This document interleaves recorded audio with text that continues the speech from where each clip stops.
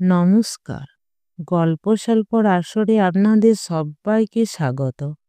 আজ আমি আপনাদের প্রফুল্ল রায়ের লেখা একটি গল্প পাঠ করে শোনাব।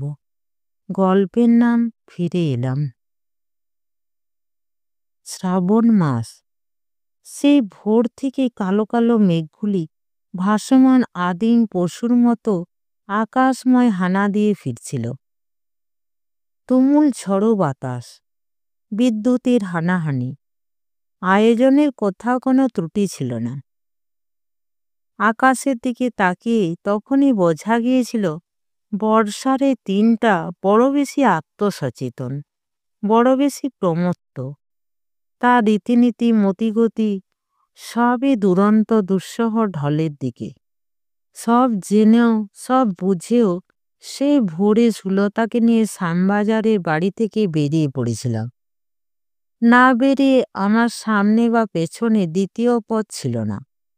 শ্যামবাজার থেকে প্রথমে আমরা এসেছিলাম হাওড়া স্টেশনে, সেখান থেকে ট্রেনে বর্ধমান। বর্ধমান থেকে যখন পয়ারগঞ্জের শেষ বাসটা ধরেছিলাম তখন দুপুর আর নেই। বর্ষার মেঘাচ্ছন্ন দিনটা বিকেলের মুখোমুখি এসে থমকেছিল যেন। সেই বাসেই এখনো চলেছি। বর্ধমানের শহরতলি পেরিয়ে কিছুক্ষণ দক্ষিণে ছুটে গাড়িটা একসময় পশ্চিমগামী হয়েছে।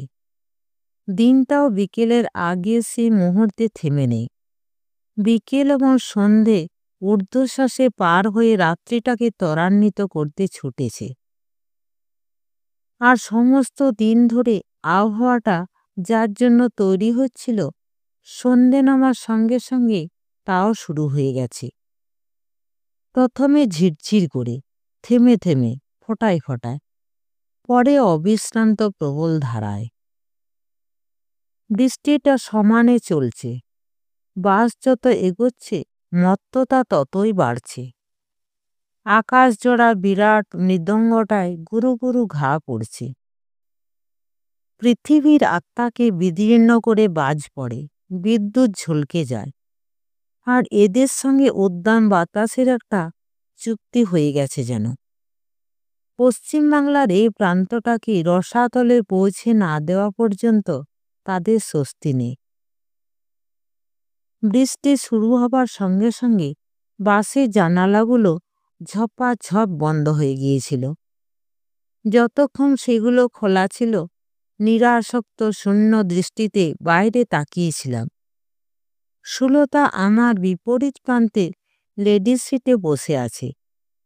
তার চোখ দুটিও ছিল আমার মতোই বাইরের দিকে ফেরানো। বাইরে কোনো বিস্ময়ই ছিল না, শুধু যোজন যোজন রুক্ষ রক্তাভ মাঠ আর মাঝে মাঝে দিগন্তের ওপার থেকে অস্বাভাবিক লম্বা তালের গাছগুলি ইতস্তত মাথা তুলে রয়েছে। সুলতা এবং আমি এতক্ষণে শোভা দেখেই কাটিয়ে দিয়েছি, অথচ ভুল করেও পরস্পরের দিকে তাকায়নি। শুধু কি পয়ারগঞ্জের এই বাসে শ্যামবাজার থেকে আমরা কেউ কারো দিকে তাকাচ্ছি না, এমনকি একটা কথাও হয়নি আমাদের মধ্যে। জানালাগুলি বন্ধ হতে নিতান্ত নিরুপায় হয়ে দৃষ্টিটাকে ভেতরে ফিরিয়ে আনতে হয়েছিল। বাইরের মতোই বাসের ভেতরটা বিস্ময় বর্জিত। যাত্রী প্রায় নেই বললেই চলে। 10-12টি লোক এখানে সেখানে বিক্ষিপ্তভাবে বসেছিল। নেহাতি চাষি শ্রেণীর গেঁয়ো মানুষ, পরনে চিটচিটে খাটো ধুতি আর ফতুয়া। কারো কারো আবার ফতুয়ার বদলে খেলো ছিটের জামা। খালি পা একেবারে হাঁটু পর্যন্ত ধুলোয় ধূসর। চোখের দৃষ্টি কৌতূহল শূন্য সরল, অর্থাৎ আকর্ষণ করার মতো কিছুই নেই তাদের। অবশ্য একটি ব্যতিক্রম ছিল। আমার ঠিক ডান পাশে যে লোকটি বসে রয়েছে পুরোপুরি নাগরিক পালিশ না থাকলেও সর্বাঙ্গে অমার্জিত গ্রাম্য ভাবটা নেই।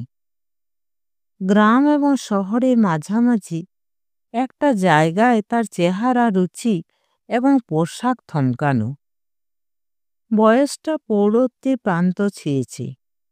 পর্যাপ্ত তেল ঢেলে মাথার কাঁচা পাকা দুর্বিনীত চুলগুলিকে বশে আনার চেষ্টাটি চোখে পড়ল। মাথার মাঝ বরাবর সিটি কেটে দুপাশে ঢেউ খেলানোর ব্যর্থ প্রয়াসটিও দৃষ্টি এড়াল না।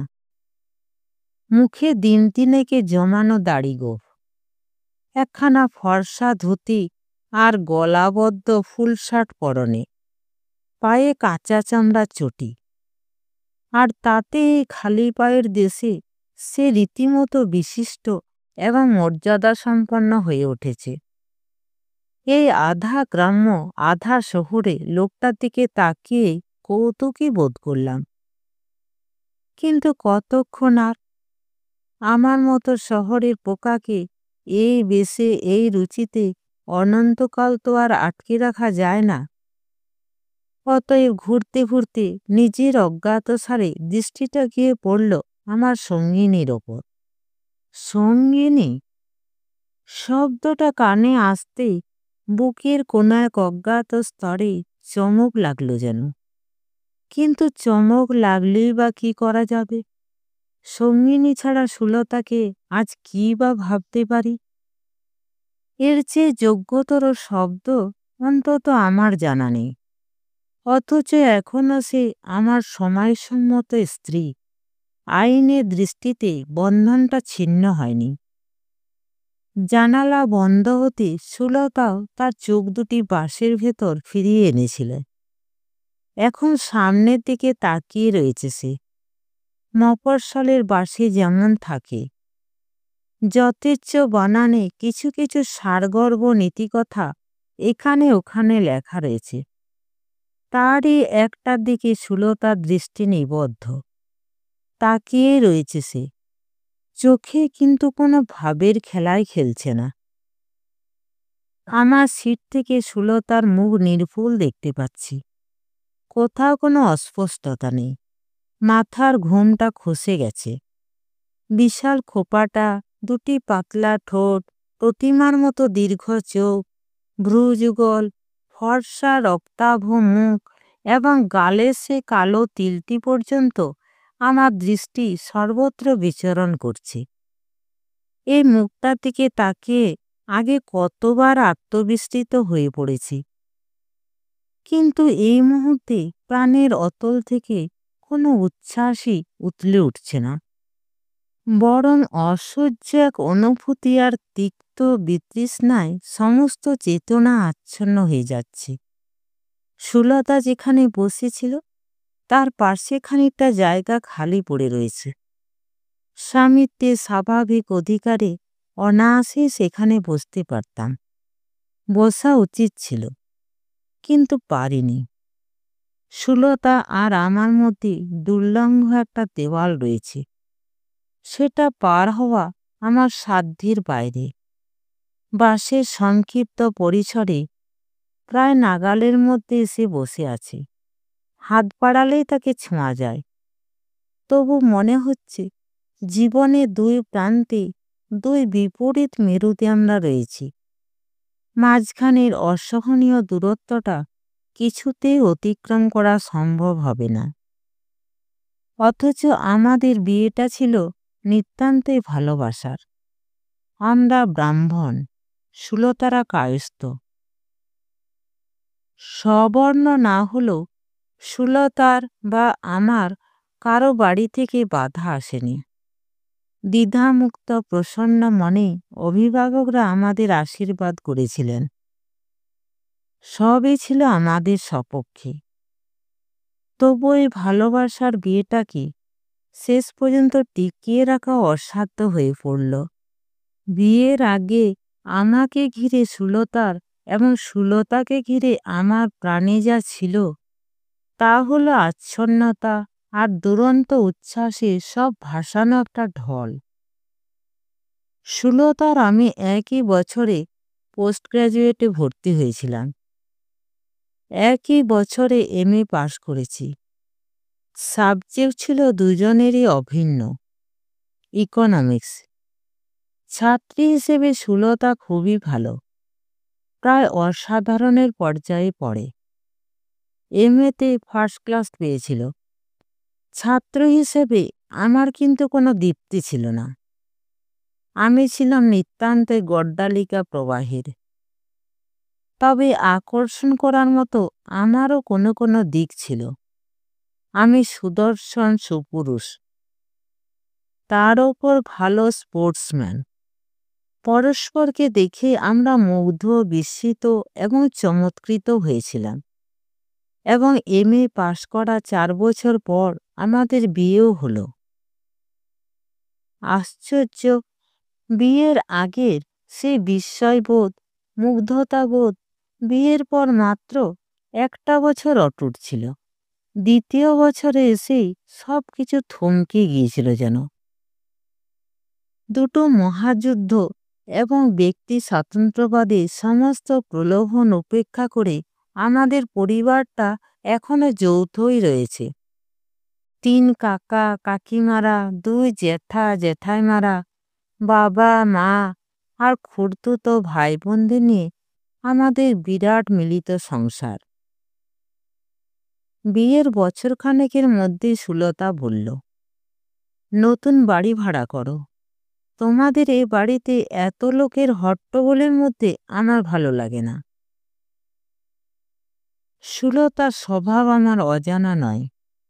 সে নির্জনতা প্রিয়, একান্ত নিভৃতে বসে চুপচাপ পড়াশোনা করতে ভালোবাসে।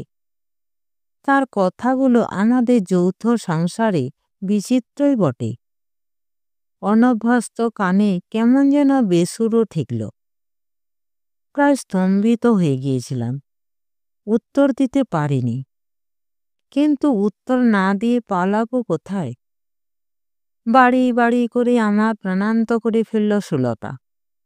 অতিষ্ঠ হয়ে শেষ পর্যন্ত বললাম, 1টা বছর আমাদের বিয়ে হয়েছে, এর মধ্যে কি পাগলামি শুরু করলে? এই কথা বাবা কাকাদের কানে গেলে কি ভাববেন বলো তো? বাবা কাকাদের খুব ভয় তোমার? বেশ, আমি তাদের বলছি। আশ্চর্য, সুলতা যা বলল তাই করল। সব শুনে বাবা, 3 কাকা এবং জ্যাঠামশাইরা প্রথমটা বিমূঢ় হয়ে গিয়েছিলেন। এ ছিল তাদের পক্ষে অভাবিত, অপ্রত্যাশিত। বিমূঢ়তা কাটলে বিচক্ষণ এবং দূরদর্শী বড় জ্যাঠামশাই বলেছিলেন, তোমার যখন এখানে থাকার ইচ্ছে নয় তখন আলাদা ব্যবস্থাই করো। আলাদা ব্যবস্থাই হলো। আজন্মের অভ্যস্ত পরিবেশ আর পরিচিত মানুষগুলোকে ছেড়ে শোভাবাজারে 2.5 কামরার ফ্ল্যাটে 1 সপ্তাহের মধ্যে চলে গেলাম। ঈশান কোণে তখনই মেঘ জমেছিল। কে জানতো সে মেঘে এমন একটা প্রলয় লুকিয়ে আছে। শোভাবাজারে এসে সুলতা চরিত্রে নতুন নতুন দিকে দরজাগুলি একে একে খুলে যেতে লাগলো। আমার স্বভাবটা আশু এসব বহির্মুখী। এক মুহূর্ত যে স্থির হয়ে ঘরে বসে থাকব, এ আমার পক্ষে অকল্পনীয়। খেলাধুলো নিয়ে এতকাল থেকেছি, আর সুযোগ পেলে কলকাতার ছকবাঁধা নাগরিক জীবন থেকে ঊর্ধ্বশ্বাসে পালিয়েছি। লম্বা ছুটিতে কাশী, দ্বারকা, গোয়া, আর্যাবর্ত কি দাক্ষিণাত্যে পাড়ি জমিয়েছি। আর সপ্তাহান্তে রবিবারে যে ছুটিটা মেলে, সেটাকেও এমনি এমনি ছেড়ে দিতাম না। শহরতলির বাস ধরে বাধাবন্ধনহীন প্রকৃতির মাঝখানে গিয়ে দাঁড়াতাম। আর অন্য সব দিন অফিস ছুটির পর বন্ধুদের সঙ্গে চুটিয়ে আড্ডা দিয়ে অনেক রাতে বাড়ি ফিরতাম। শোভাবাজারে এসে সুলতা বলল, এসব চলবে না। তোমার অফিস থেকে শোভাবাজার আসতে 8 ঘন্টা, আরও 8 ঘন্টা বেশি দিলাম। 5টায় তোমার ছুটি, 6টার মধ্যে চলে আসবে। প্রথম প্রথম ভাবতাম সে একা একা থাকি, মুখ বুজে সারাদিন কাটানো সত্যিই কষ্টকর। কাজে সুলতা নিঃসঙ্গতা দূর করতে বন্ধু বান্ধব, আড্ডা, ভ্রমণ সবই ছাড়লাম। বন্ধুরা পরিহাসের ছলে বলতো, বিয়ে করে স্ত্রৈণ হয়ে গেলে হে, একেবারে স্ত্রী শাসিত স্ত্রীপালিত ভীরু প্রাণী হেনপেক। তাতে রসিকতা উপেক্ষাই করতাম। কিন্তু ধীরে ধীরে আমার অজ্ঞাতসারে একটার পর একটা শক্ত বেড়ি কখন যে সুলতা পরিয়ে দিয়েছিল বুঝতে পারিনি। পায়ে টান পড়ার সঙ্গে সঙ্গে নিজের দিকে চোখ ফিরল। দেখলাম প্রতি মাসের শেষে মাইনের সম্পূর্ণ টাকাটায় সুলতার হাতে তুলে দিচ্ছি। সিগারেট খাওয়া, ট্রাম ভাড়া, দাড়ি কামানোর ব্লেড, এমনি টুকিটাকি দৈনন্দিন হাত খরচের জন্য তার কাছে হাত পাততে হয়। শখ বলতে আমার ছিল মাঝে মাঝে সিনেমা দেখা। সিনেমা সুলতার অসহ্য, অতএব আমাকে তা বর্জন করতে হয়েছে। মাংসে তার রুচি নেই, সুতরাং আমাকেও সে ব্যাপারে নিষ্ক্রিয় হতে হয়েছে। অর্থাৎ আমার স্বাধীনতা, অস্তিত্ব, রুচি, আহার বিহার সমস্ত কিছুই আমার অজান্তে একে একে গ্রাস করে ফেলেছে সুলতা। আমার চলাফেরা, ওঠা বসা সবই তার নির্দেশে, তার ইচ্ছে। অফিসের সময়টুকু ছাড়া সমস্ত দিনই আমাকে বাড়িতে আটকে রাখে সুলতা। কপত কপতির মতো সর্বক্ষণ যে আমরা গুঞ্জন করি তা নয়, বরং বিপরীত ব্যাপারটাই ঘটে। সুলতা এমনিতেই স্বল্পভাষিণী, তার উপর কি একটা রিসার্চ ওয়ার্ক নিয়ে মেতেছে। আমার সঙ্গে কথা বলার অবকাশটুকু পর্যন্ত তার নেই। কাজের জন্য লোক রেখে দিয়েছি, তাদের কেউ রাঁধে, কেউ বাজারে যায়, ঘর পরিষ্কার করে। অফিস যাওয়ার সময় ঠাকুর চাকরদের হাতে খেয়ে যেতে হয়। বিশ্ববিদ্যালয়ের উজ্জ্বল ছাত্রীটি তার গবেষণায় এতই মত্ত যে সে সময়টা পর্যন্ত কাছে এসে বসে না। ওদিকে সারাদিন বাড়িতে বসে থাকা আমার মতো বহির্মুখী একটি মানুষের পক্ষে অসহ্য ব্যাপার। খাঁচায় আবদ্ধ পাখির মতো তাই অবিরত ছটফট করি, আর ভাবি আমার দুরন্ত উড়ু উড়ু স্বভাব দেখে যদি মুগ্ধই হয়েছিলে সুলতা, তবে এমন করে ঘরে আটকালে কেন? যাই হোক, নিজের সম্বন্ধে সচেতন হতে চমকে উঠলাম। এ আমি কোথায় এসে ঠেকেছি? একেবারে বশংবদ কৃতদাস হয়ে গেছি যে। এটা মনে হবার সঙ্গে সঙ্গে একে একে পায়ের বেড়িগুলো ভাঙতে শুরু করলাম। প্রথমে শুরু হলো অফিস থেকে বাড়ি ফেরা দিয়ে। ছুটি হলে আগে ঊর্ধ্বশ্বাসে শোভাবাজারে ট্রামে উঠতাম, একদিন আর উঠলাম না। তার বদলে বন্ধুদের সঙ্গে বিয়ের আগের মতো চুটিয়ে আড্ডা দিলাম। বাড়ি যখন ফিরলাম রাত 10টা। ফিরতেই ভ্রু দুটো কুঁচকে গেল সুলতার। বিরক্ত অসন্তুষ্ট স্বরে বলল, এত দেরি হলো যে? উত্তর দিলাম না। কিন্তু তাতে কি নিস্তার আছে? জবাবদিহির জন্য ক্ষিপ্ত হয়ে উঠল সুলতা। অগত্যা বললাম, বন্ধুদের সঙ্গে খানিকটা গল্প টল্প করে এলাম, তাই। বন্ধুদের সঙ্গে 10টা পর্যন্ত আড্ডা মেরে এলে? আর এদিকে আমি যে একা একা আছি সে হুঁশ নেই? একা একা তোমাকে থাকতে কে বলেছে? দরকার হলে তুমিও খানিকটা বেরিয়ে আসতে পারো। তাছাড়া কি? আমি চাইনি, তবু কথাগুলো ফস করে মুখ থেকে বেরিয়ে এলো। রোজই যে পড়িমড়ি করে অফিস থেকে ছুটে এসে তোমাকে আগলাতে হবে এমন দাসখত লিখে দিইনি। কি? কি বললে? প্রায় চিৎকার করে উঠল সুলতা। যা বলেছি তা তো শুনেইছ। হাত থেকে তীর বেরিয়ে গেছে, তাকে আর ফেরাবার চেষ্টা করলাম না। সুলতা কিছু বলতেই ভুলে গেল বুঝি। একেবারে স্তব্ধ হয়ে গেছে সে। এরপর নিয়মিত রাত করেই বাড়ি ফিরতে লাগলাম। বন্ধুরা বলল, ব্রেভো, এই না হলে পুরুষ সিংহ। মনে আছে সেই মাসের মাইনেটা আর সুলতাকে দিলাম না। 1 তারিখে সে যখন হাত পাতল, বললাম, ব্যাংকে টাকাটা জমা করে দিয়েছি। সুলতা বিস্মিত হলো। আমাকে না জানিয়ে তোমার তো ব্যাংকে টাকা পাঠাবার কথা নয়।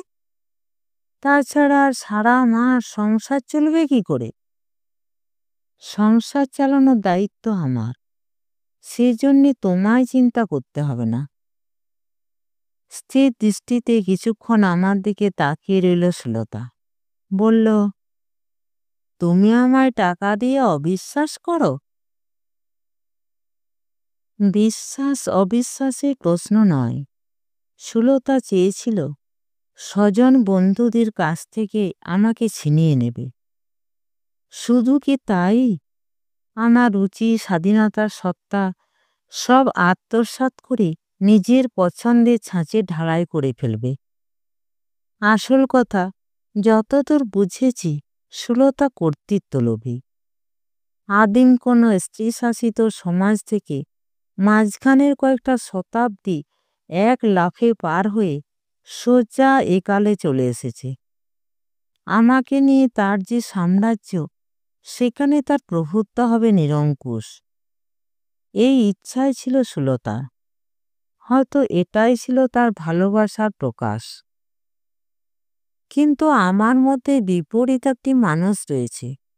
সে দুর্বিনীত মানুষটা সজ্ঞানে আত্মসমর্পণ করতে জানে না।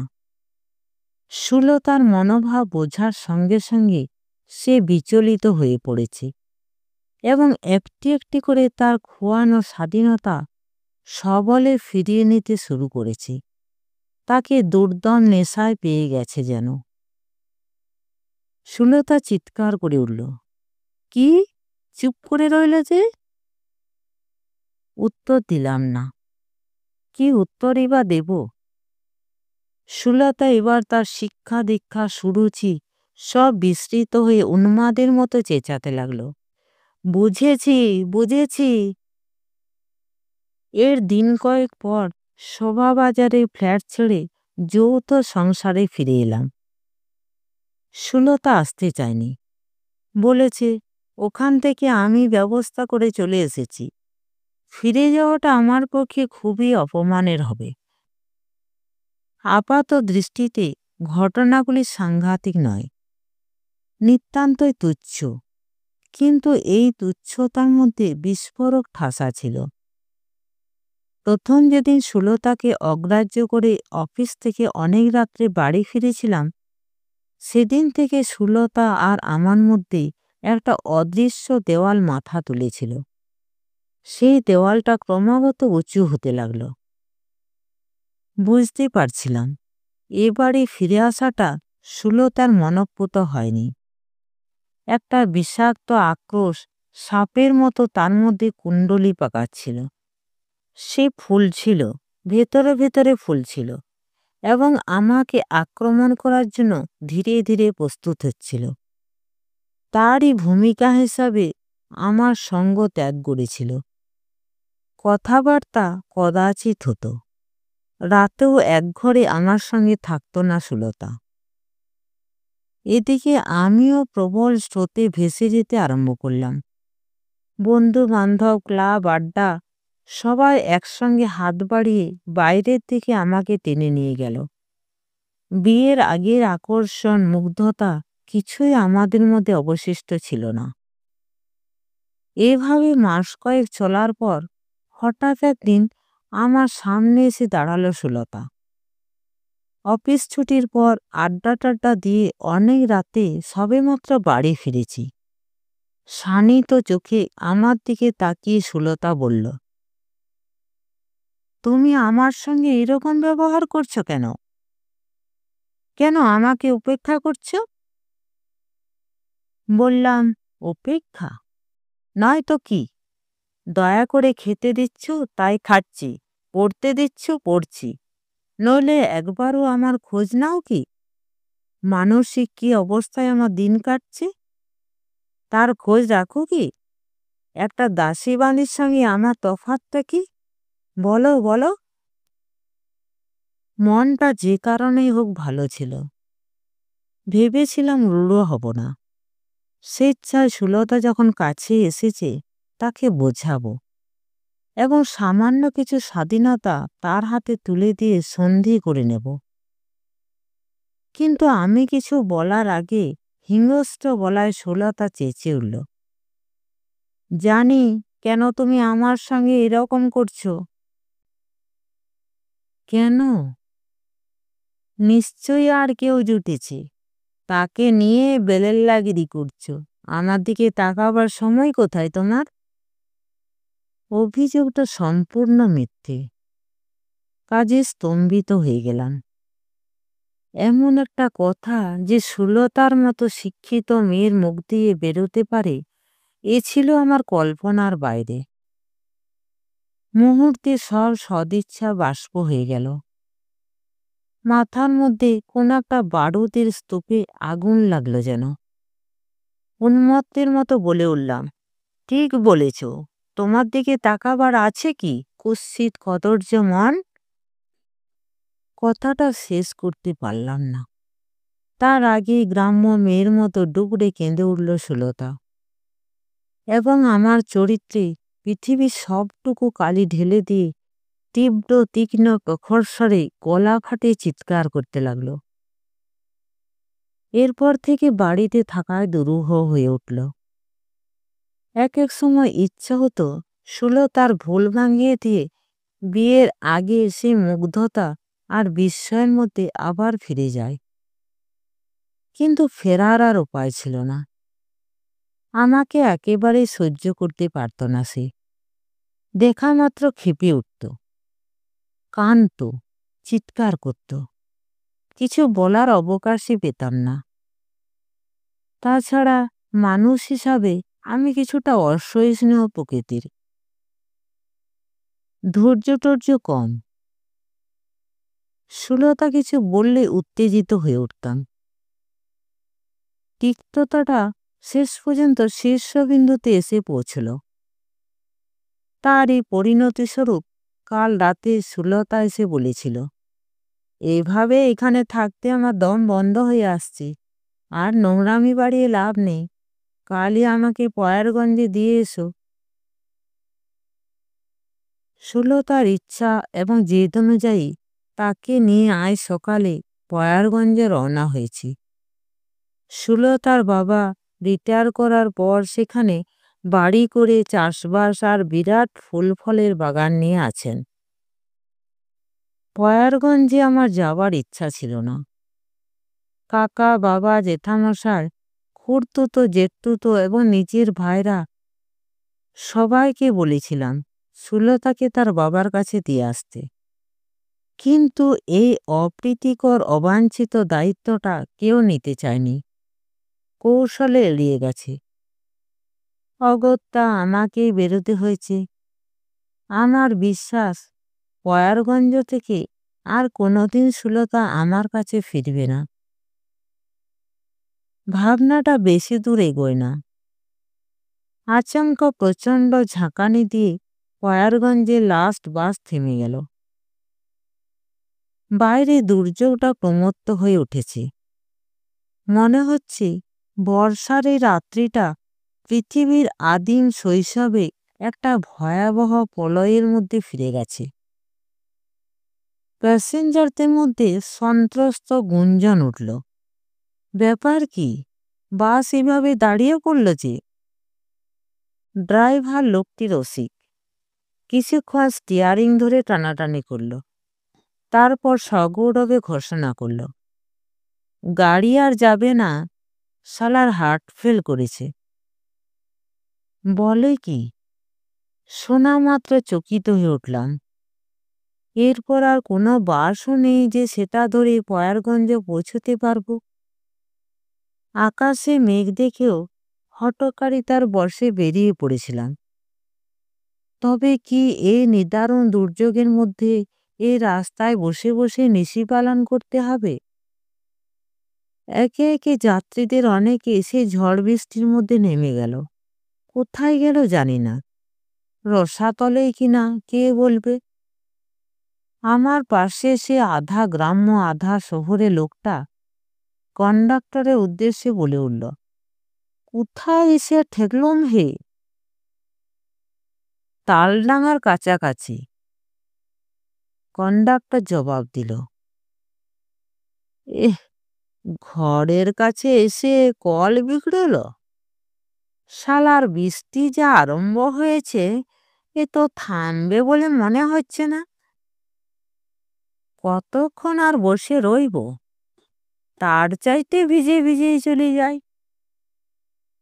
বলতে বলতে আমার দিকে ফিরল লোকটা। না, কি বলেন? লক্ষ্য করিনি। সেই বর্ধমান থেকে সে বারবার আমাকে আর সুলতাকে লক্ষ্য করছিল। বুঝিবা তার চোখে কিছু কৌতূহলের খেলা ছিল। তার কথার কি উত্তর দেব বুঝতে পারলাম না, শুধু তাকিয়ে রইলাম। লোকটা আবার বলল, দিকে লোক নন, তাই না? বললাম, হ্যাঁ, কলকাতা থেকে আসছি, পয়ারগঞ্জে যাচ্ছিলাম। কিন্তু এখন কি যে করব? আমার চোখে মুখে এবং গলার স্বরে অসহায়তা ছিল। লোকটা এক মুহূর্তে কি ভাবল, তারপর বলল, অপরাধ যদি না নেন, একটা কথা কইব, শুধু শুধু বাসে বসে সারা রাত কষ্ট পোয়াবেন কেন? তার চাইতে আমার বাড়িতে আজকে রাতটা কাটিয়ে দেবেন, চলুন, কাল সকালে পয়ারগঞ্জ যাবেন। প্রস্তাবটা লোভনীয়, আবার কিছু সংশয়ও আছে। একটা অপরিচিত লোকের সঙ্গে যাওয়া উচিত হবে কি হবে না বুঝতেই পারছি না। খানিকটা ইতস্তত করে বললাম, কিন্তু কিন্তু লয়, আসেন দেখিন। আমার দ্বিধা মানল না লোকটা। বৃষ্টি একটু কমলে তাই জোর করে সুলতা আর আমাকে নিয়ে বাস থেকে নেমে পড়ল। যেদিকে যতদূর দৃষ্টি যায় সীমাহীন অন্ধকার, তার মধ্যে পথ খুঁজে খুঁজে সে এগোতে লাগলো। লোকটা যেন অমোঘ নিয়তি, অন্ধের মতো তাকে অনুসরণ করতে লাগলাম। যেতে যেতে লোকটা সবটুকু পরিচয় পেয়ে গেলাম। নিজের সব দিকে সব দুয়ারে সে অনর্গল করে দিল। নাম তার ডোজো, জাতে সৎ চাষি, জীবিকা ব্যবসা। আশেপাশের গ্রামগুলি থেকে কাঁচা আনাজ জোগাড় করে বর্ধমানে নিয়ে যায়। সেখানে কলকাতার পাইকারদের কাছে মাল বিক্রি করে লাস্ট বাসের আগে আর বাড়ি ফেরা হয় না। বিয়ে করেছে ১.৫ যুগের ওপর, কিন্তু ছেলেপুলে হয়নি। সেজন্য দুঃখ আছে, কিন্তু ক্ষোভ নেই। জগৎ সংসারে তারা দুটি প্রাণী, স্বামী আর স্ত্রী, এছাড়া কেউ নেই। ব্রজ বলতে লাগলো, আমরা দুজন দুজনকে নিয়ে আছি, আমায় ছাড়া ওর পৃথিবী আঁধার, ওকে ছাড়া আমারও একটা দিন চলে না। লোকে কি বলে জানেন? বলে আমরা নাকি চকাচকি। বেশ বলে, ভালো বলে। বেশ আছি দুটিতে, বড় শান্তিতে আছি। ভগবান আমাদের সব দিয়েছে। ভাবি, ছেলেপুলে সাতটা যদি মিটত। না, ও জিনিসটা নিয়ে নাড়াচাড়া এই জন্মে আর হলো না। সারাটা দিন তো বাড়িতে থাকতে পারি না। একটা ছেলে কি মেয়ে যদি থাকতো, বউটা সুবিধে হতো। একা একা। শুনতে শুনতে একটা সুখী আনন্দময় সংসারের ছবি আমার সামনে ভেসে উঠছিল। ব্রজ আগে আগে যাচ্ছিল, তার পেছনে পাশাপাশি সুলতা আর আমি। একবার সুলতার দিকে তাকালাম, কিন্তু না, অন্ধকারে মুখটা তার দুর্বোধ্যই থেকে গেল। চলতে চলতে একসময় গলা নামিয়ে ফিসফিস করে ব্রজ বলল, জানেন, আপনাদেরকে এই যে বাড়ি নিয়ে যাচ্ছি, তাতে আমার স্বার্থ আছে। সবিষয়ে বললাম। কিরকম? বুঝলেন কি না? কাল ভোরে মাল নিয়ে বার হইছি, আর আজ বাড়ি ফিরছি। পাইকারের সঙ্গে হিসেব নিয়ে একটা গোলমাল হয়েছিল, তাই কলকাতা যেতে হলো। যাবার আগে বউকে একটা খবর পর্যন্ত দিতে পারেনি। যাক সে কথা। বিয়ের পর থেকে এমনটা তো আর কোনোদিন হয়নি। একটা পুরো রাত মেয়ে ছেলেটাকে ছেড়ে কোনো দিন রইনি। বুঝতেই পারছেন, বউটা রাগে ফুলে রয়েছে।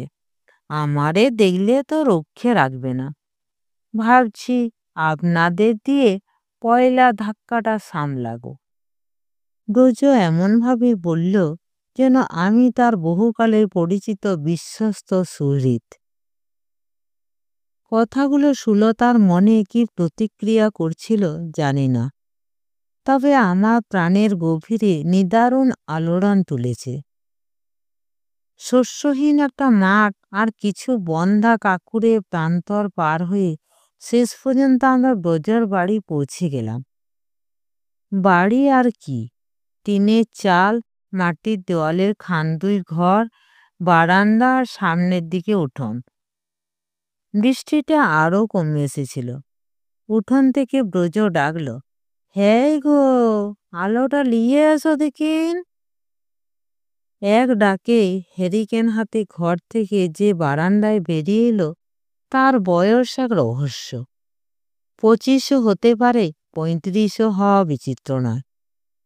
25 হোক, 30 হোক, 40 হোক, বয়স কিন্তু তার দেহের কোথাও নিজের ছায়া ফেলতে পারেনি। বেরিয়ে এসে ঝাঁঝিয়ে উঠেছিল, তোমার আক্কেলটা কি? বলতে বলতে ব্রজর পেছনে আমাদের দেখে হঠাৎ থতিয়ে গেল। তারপর জিভ কেটে আড়ঘোমটা টেনে দিল। ব্রজ আমার কানের কাছে মুখ এনে ফিসফিসিয়ে বলল, যাক, পয়লা চোটটা যখন সামলেছি তখন আর ভয় নেই। স্ত্রী সম্পর্কে তার ভয়টা যে অহেতুক এবং মধুর দাম্পত্য লীলারই একটি অংশ, তা বুঝতে অসুবিধে হলো না। এরপর আমরা ঘরের ভেতর গেলাম। বৃষ্টিতে ভিজে জামা কাপড় সপসপ হয়ে গেছে। আমাদের সঙ্গে দ্বিতীয় পোশাক ছিল না। অতএব ব্রজর দেওয়া শুকনো শাড়ি পরল সুলতা, আমি পরলাম ধুতি। ইতিমধ্যে চা করে ফেলেছে ব্রজর বউ। ঘরের মেঝেতে পাটি বিছিয়ে সুলতা আর আমাকে বসিয়েছে। সে এবং ব্রজ একটু দূরে চৌকার ঘেঁষে মাটির উপর বসেছে। চা খেতে খেতে ব্রজর বইয়ের দিকে তাকিয়ে রয়েছি। প্রথম দর্শনে তার বয়সটা রহস্যময় মনে হয়েছিল। সেটা অকারণে নয়। সারা দেহে তার পর্যাপ্ত যৌবন। যৌবন তার শরীরে যেন ঋতু বিশেষের খেলা নয় যে এলাম ফুটলাম অবশেষে ঝরে গেলাম। যৌবনের সঙ্গে তার চিরকালের সম্পর্ক। রূপ কি আর, মাজা মাজা রংখানি, চোখ দুটি ছোটই, নাকটি ঈষৎ মোচা। রূপের হাটে যত ঘাটতি থাক, যৌবন তার সব ক্ষতি পূরণ করে দিয়েছে। ব্রজরা চা নিয়ে বসেছিল।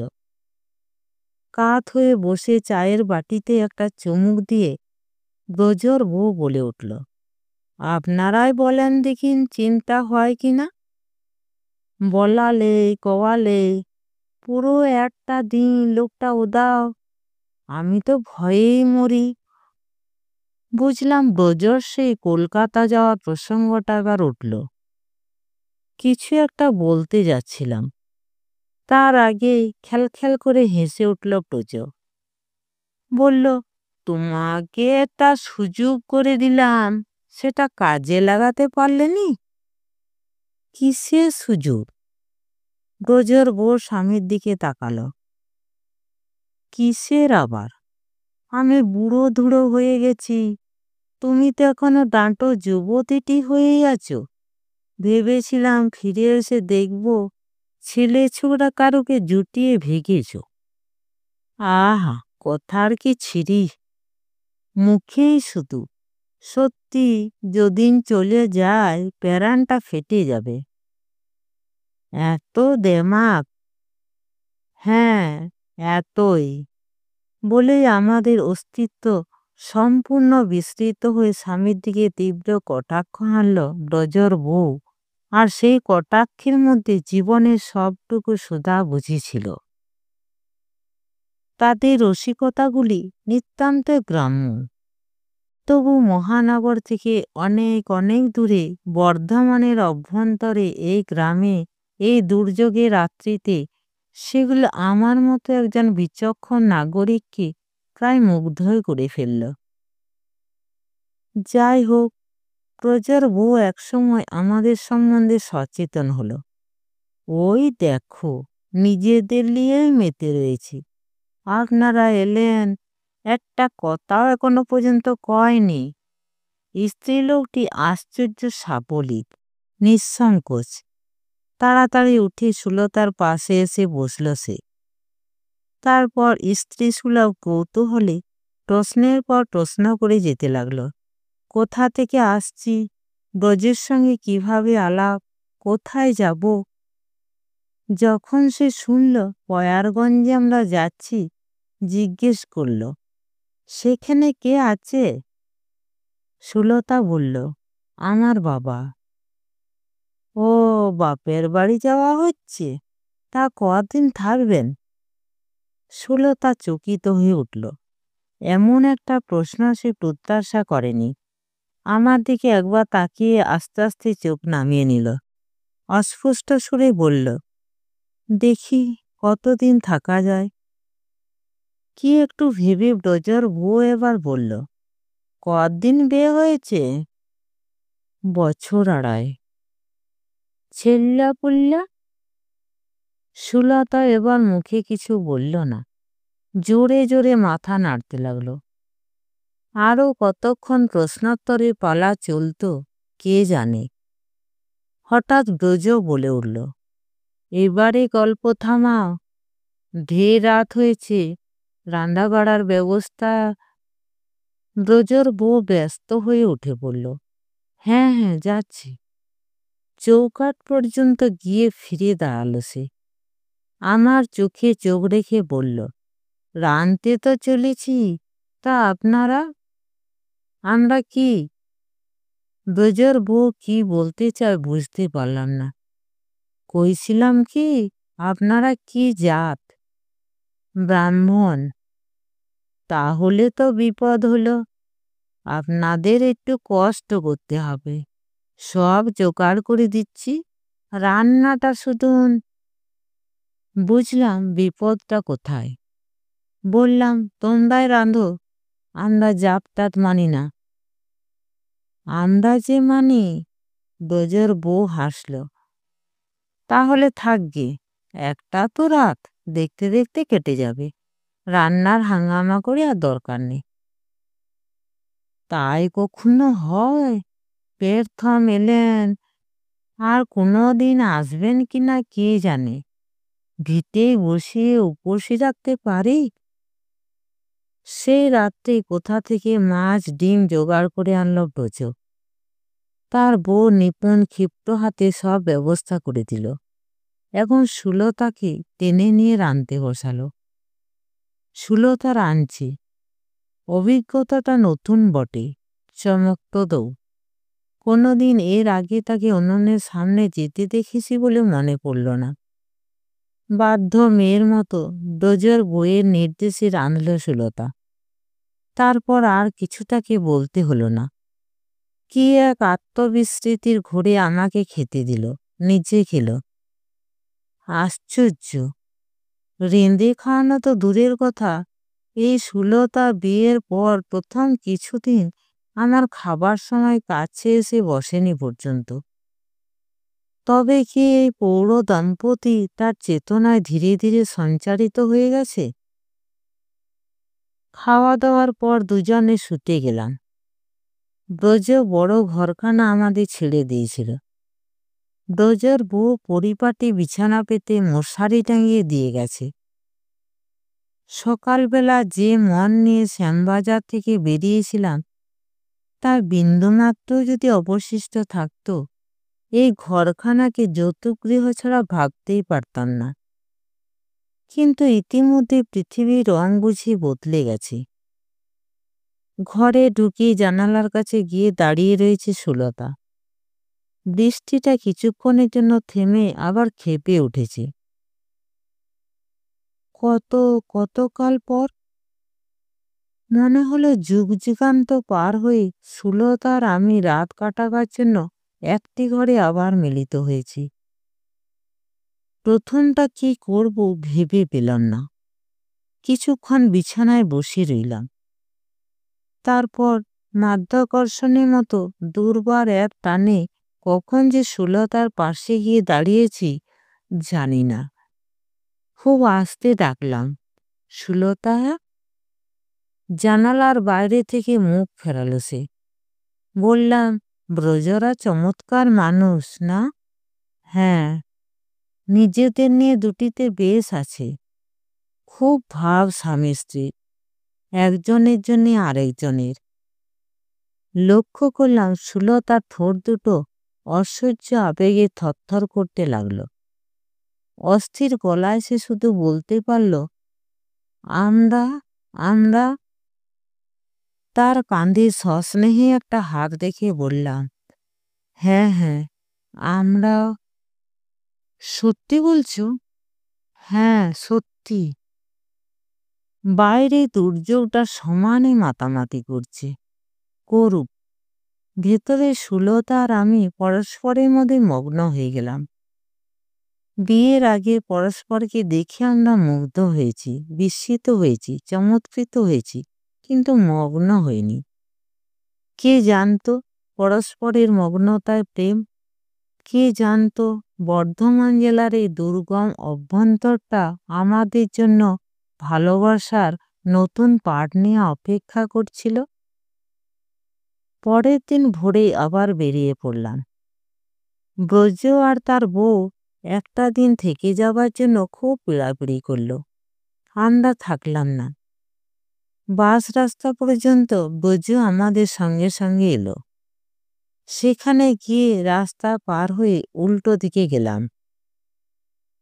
একটু অবাক হয়ে ব্রজ বলল, ও কি, ওদিকে গেলেন কেন? পয়ারগঞ্জের বাস তো এদিক থেকে ধরতে হবে। বললাম, পয়ারগঞ্জে যাবার আর দরকার নেই, কলকাতাতেই আমাদের ফিরে যেতে হবে। কথাবার্তার মধ্যেই বাস এসে গেল। সুলতাকে নিয়ে উঠে পড়লাম। বিমূঢ়ের মতো ব্রজ দাঁড়িয়ে রইল। ব্রজ কি জানতো আমাদের মৃত বিস্মৃত আত্মাকে তারই বাড়িতে কাল রাতে ফিরে পেয়েছি?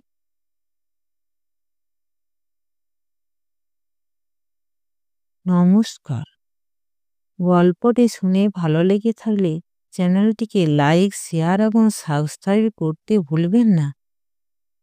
আপনাদের সহযোগিতা এবং ভালোবাসা আমার খুবই প্রয়োজন।